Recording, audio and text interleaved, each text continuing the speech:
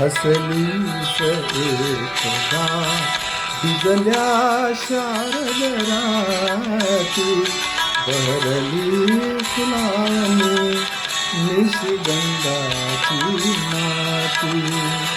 हसलीस एकदा भिजल्या शारद राती, बहरली फुलांनी निशिगंधाची नाती.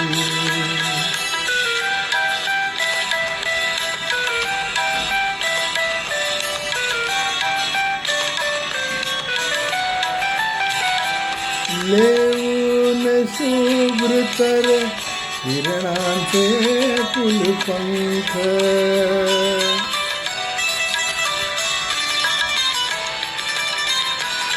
लेऊन शुभ्रतर किरणांचे फुलपंख, चरणातून पेरित रीत पैंजणे लाख.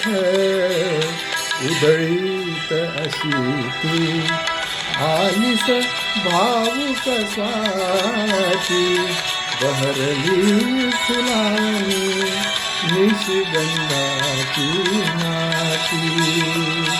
बहरली फुलांनी निशिगंधाची नाती.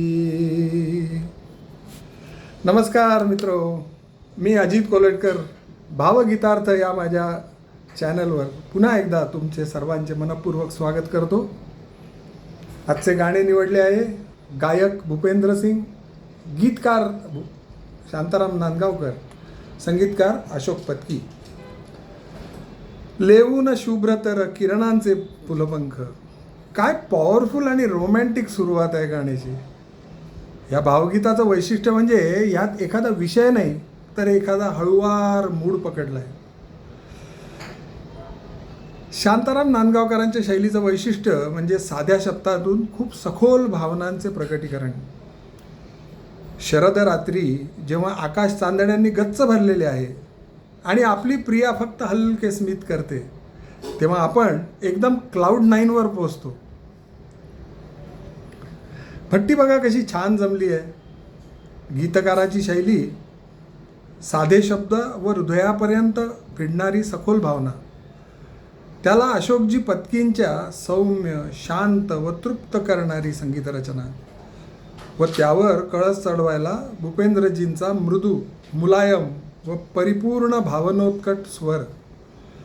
एखाद्या शांत संध्याकाळी एकटे किंवा समानशील व्यक्तींबरोबर हे गाणे संध्याकाळी चाखा.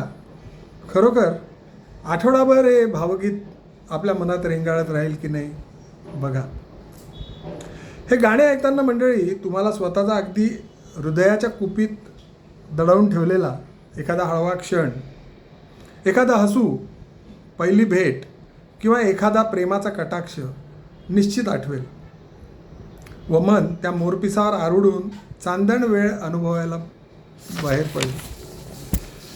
या गाण्याचे एक प्रमुख व ठळक वैशिष्ट्य म्हणजे हे गाणे कालातीत आहे. जर इन्व्हॉल्व होऊन ऐकलं तर कुठल्याही पिढीला, त्यातल्या व्यक्तीला त्याच भावनांचा मृदुस्पर्श जाणवेल. स्वाती नक्षत्राचा पाऊस ज्यामुळे मोती तयार होतात अशी एक कवी कल्पना आहे. त्याचा किती सुंदर वापर आपल्या प्रेयसीच्या बाबतीत केला आहे कवीने. उधळीत अशी तू आलीस भावुक स्वाती. भूपेंद्र यांची निवड आवाजाचा पोत या निकषावर अशोकजींनी केली असावी. त्यांच्या स्वरात एक संथपणा व ओलावा आहे जो या पावसाच्या पार्श्वभूमीवर चपखल बसतो. गझल गायक म्हणून प्रसिद्ध असलेले भूपेंद्र प्रियकराच्या तरल भावना व्यक्त करण्यासाठी अगदी योग्य ठरले. अशोक पत्की यांनी जेव्हा भूपेंद्र सिंग यांना गाण्यासाठी विचारले तेव्हा भूपेंद्र त्यांच्या हिंदी पंजाबी लहेजाबद्दल थोडे साशंक होते. माझे उच्चार नीट येतील की नाही हाही त्यांच्या मनात एक मोठा डाऊट होता. पण अशोकजींनी प्रत्येक शब्दाचा नेमका सराव करून घेतला व भिजल्या निशिगंधाची, अनुबंध, शुभ्रतर यासारख्या शब्दांचे शुद्ध मराठी उच्चार येईपर्यंत रेकॉर्डिंग सुरूच केले नाही. स्वतः भूपेंद्रजी गिटारिस्ट असल्याने गिटारचे पीस काय सुंदर वाजले आहेत या गाण्यात. 1978ला जेव्हा या गाण्याचे रेकॉर्डिंग झालं मित्रांनो, त्यावेळेला ट्रॅक रेकॉर्डिंग हा प्रकार नव्हता. त्यावेळेला लाईव्ह रेकॉर्डिंग होत असे स्टुडिओमध्ये. एका ठिकाणी सर्व गायक, संगीतकार, वाद्यवृंद यांना लाईव्ह रेकॉर्डिंग करावं लागायचं. म्हणजेच गायक, वादक किंवा एखादा वाद्य स्वर जरा जरी चुकला तरी पुन्हा रिटेक. पण अशोक पत्कींच्या अनेक मुलाखतींमध्ये त्यांनी भूपेंद्रजींच्या या वन टेक स्टाईल आणि शिस्तीचं तोंड भरून कौतुक केलं आहे मित्रांनो. आजही अगदी पैजेवर गायक म्हणून या गाण्यासाठी सुरेश वाडकरांचंच नाव घेतलं जातं. अगदी गुगलसुद्धा फसला आहे याच्यात, तुम्ही गुगल करून बघा. मग आता तरी भूपेंद्रजींना उच्चार आणि त्यातल्या भावना यांचं श्रेय मिळायला हवं की नको मित्रांनो.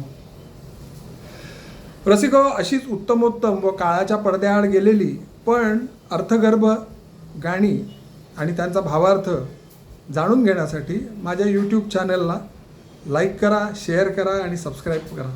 पुन्हा भेटूया एक असेच अर्थगर्भ भावपूर्ण गाणे घेऊन. तोपर्यंत नमस्कार.